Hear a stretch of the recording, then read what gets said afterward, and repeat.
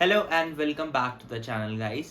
और आज की जो वीडियो हम उसमें बात करने वाले हैं कि अपनी लिंक्डइन प्रोफाइल को हम इम्प्रेसिव कैसे बना सकते हैं, जो कि हमारी जो प्रोफाइल है वो ज़्यादा हाईलाइट करे जब एचआर और हायरिंग मैनेजर्स उसको देखें। तो हमें क्या क्या स्टेप लेने चाहिए, तो मैं आपको 5 इजी स्टेप्स बताने वाला हूँ। जो आप फॉलो करोगे तो आपकी प्रोफाइल बहुत अच्छे से इम्प्रेसिव दिखेगी और रिक्रूटर भी जब उसको देखेंगे तो उनको उससे ज़्यादा नॉलेज और इन्फॉर्मेशन मिल पाएगी जो वो कलेक्ट करना चाहते हैं आपकी प्रोफाइल से, राइट। और आपके लिए इंटरव्यू शेड्यूल होना और चीज़ें उस तरीके से ईजी हो जाएंगी। तो हमें सबसे पहला स्टेप क्या करना है, तो सबसे पहला स्टेप होगा हमें एक प्रोफेशनल फ़ोटो लगानी है, जिसमें हमारा प्रोफेशनल फ़ोटो का मतलब है कि एक आप अपना एक नॉर्मल अपनी शर्ट वियर करके एक नॉर्मल बैकग्राउंड के साथ, कोई फैंसी बैकग्राउंड नहीं, एक बिल्कुल प्लेन बैकग्राउंड के साथ वहाँ पे अपनी फ़ोटो लगाओ। A little bit smile on your face, अपने फेस पे थोड़ी सी स्माइल होगी और आपने एक फॉर्मल शर्ट पहन के फ़ोटो लगाओगे तो वो ज़्यादा अच्छी दिखती है। आज लाइक कि आप कोई कैजुअल फ़ोटो लगा रहे हो कोई फ्रेंड्स के साथ, वो सब वहाँ पे चीज़ें नहीं लगानी होती है। वहाँ पे हम एक प्रोफेशनल फ़ोटो लगाते हैं अपनी। तो पहली चीज़ आप एक अपनी प्रोफेशनल फ़ोटो लगाओ। उसके बाद है सेकंड, आपकी जो हेडलाइन है, हेडलाइन बहुत ज़्यादा इम्पॉर्टेंट प्लेस है, क्योंकि बहुत बार क्या होता है आपको हेडलाइन से समझ आता है कि आप एक्चुअल में क्या करते हो, राइट। आप कॉलेज में हो, स्टूडेंट हो, या फिर आप जॉब में हो तो कौन सी कंपनी में काम करो।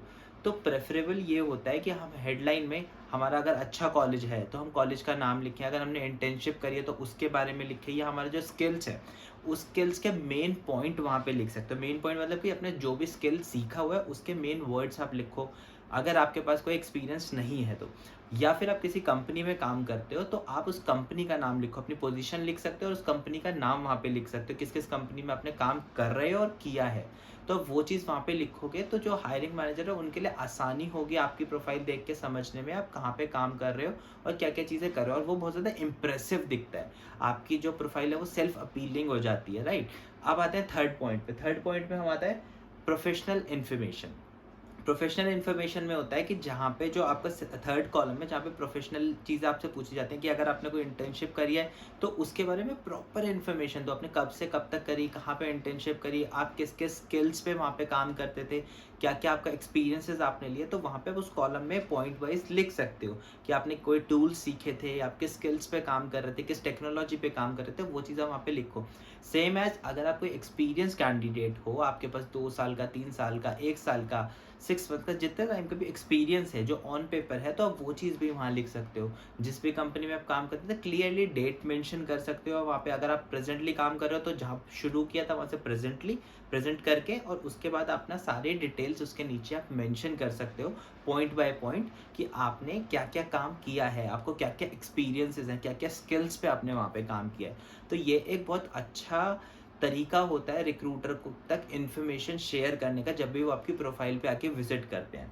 उसके बाद आते हैं फोर्थ पॉइंट। फोर्थ पॉइंट में अपनी कॉन्टैक्ट इन्फॉर्मेशन। कॉन्टैक्ट इन्फॉर्मेशन हमेशा वहाँ पे क्लियर रखो, जैसे कि अपनी मेल आईडी है, और अगर आप अपना फ़ोन नंबर वहाँ पे डिस्क्लोज करो तो फ़ोन नंबर है, नहीं तो मेल आईडी भी अच्छा ऑप्शन है। आप अगर मेल आईडी डालते हो एक फॉर्मल मेल आईडी रखो, ऑफिशियल मेल आईडी रखो अपनी, कोई भी फनी वर्ड उसमें मत रखो, एक नॉर्मल अपने नाम की मेल आईडी रखो, जैसे keshapal@gmail.com, इस टाइप से मेल आईडी रखो वहाँ पे, जो कि जब भी कोई रिक्रूटर आए और उनको आपके साथ कम्युनिकेट करना हो रिगार्डिंग द इंटरव्यू या कोई भी जॉब प्रोसेस रिगार्डिंग, तो वो आपको मेल कर सके या फिर कॉल कर सके, राइट।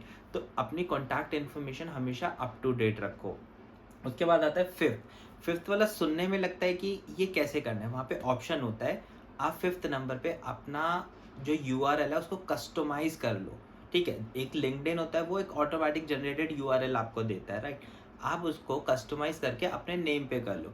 उसमें क्या होता है, आप अपना लास्ट में अपना नेम डाल दोगे, जैसे कि केशव पाल, केशव डॉट पाल, जो भी अवेलेबल होगा आप उसको कस्टमाइज लिंक बना सकते हो। तो उससे क्या होता है, वो और ज़्यादा प्रोफेशनल दिखता है और पर्सनलाइज दिखता है। तो रिक्रूटर को भी ढूंढने में, समझने में चीज़ों को आसानी होती है। जब वो हायरिंग मैनेजर्स हैं और रिक्रूटर्स हैं, एचआर्स हैं, जब वो उस चीज़ को देखते हैं तो बहुत ज़्यादा पर्सनलाइज और सेल्फ अपीलिंग चीज़ें दिखती हैं।